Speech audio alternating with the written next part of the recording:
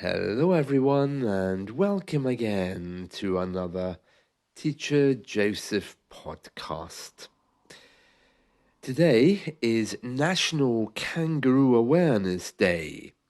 Now, that's not really such a big thing in the UK because we don't have wild kangaroos here, but it is a big thing in Australia, another English speaking territory. And this day apparently is observed every year on October the 24th because kangaroos are attacked, killed, it says here, hunted in huge numbers across Australia. I didn't know that. I actually thought that kangaroos were simply little cute animals that got in the way of traffic, but apparently not. So this day is designated to the Day of the Kangaroo. Now, there's all different types of kangaroos. I didn't know that either. And as you know, they're not mammals, they are marsupials. Now, I'm not sure if you know this, but in the UK, we don't really see too much of Australian TV. I mean, we do have a few dramas, but we don't really hear much in the news or see many of their dramas. I think there's a few have survived historically, like Home and Away and Neighbours. These are two dramas, but in the old days, we had one called Skippy the Kangaroo. Now you might know it because it was shown all around the world, and it was about this kangaroo that basically protected the human family that looked after it. And every time the little boy had an accident, the kangaroo would rush to the father, and the father would say, "What? Really?" And he would follow the kangaroo, of course, to save the child. But apparently, kangaroos feature quite heavily in Australian culture. I think one of their airlines even has the kangaroo as its motif, if I remember correctly. And in 2003, Lulu, who was a kangaroo family pet, alerted family members that one of them, one of their own, had an accident. So a bit like Skippy, although this one was real. It was called Kangaroo Braveheart, and it won the Australia National Animal Valor Award in 2004 for her brave acts. Interestingly, sometimes we refer to animals as it, but if they're pets, we sometimes call them he or she because we feel close to them. According to the Australian government, kangaroos and their young ones can be killed, and New South Wales government approves the hunts and deaths of more than 269,000 kangaroos. That was in 2009, apparently. Yeah, it was a law saying that they were allowed to kill them. That's a bit strange, isn't it?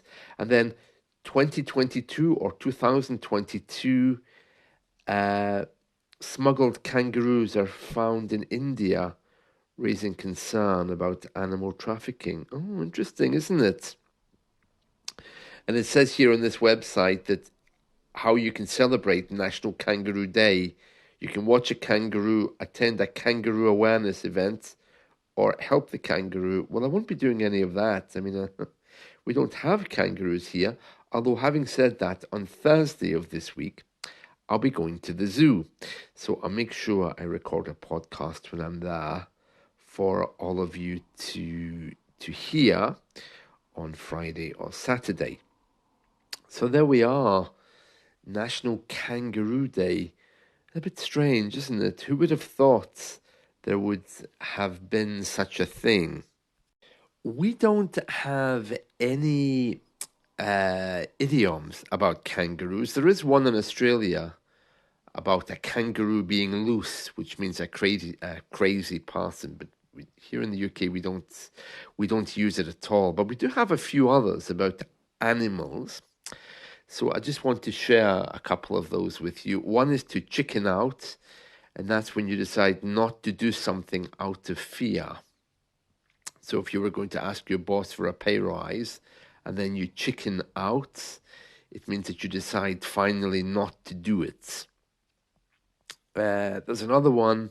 If something's a bit fishy, it means it's a little bit odd or suspicious. So if I see, for example, a man walking in a field, dragging a dead animal, I might think, oh, that's a little bit fishy. Maybe I should call the police. One that's very popular in America is when you get a surprise, you can say, oh, holy cow, holy cow.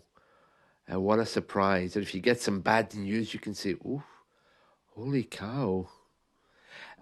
So yeah, you hear that a lot on the US media. We use it here too, but it's a bit over the top for our liking, I think. Oh, until the cows come home. That's when you do something that you love. For example, I could eat chocolate until the cows come home because I love chocolate. Well, I can't do it now, but I could eat chocolates until the cows come home. Yeah. What else do we have here? Oh, to smell a rat. Yeah, that's when you get suspicious. It's the same as something being a bit fishy. If you smell a rat, you can say, I smell a rat. Something's not right here.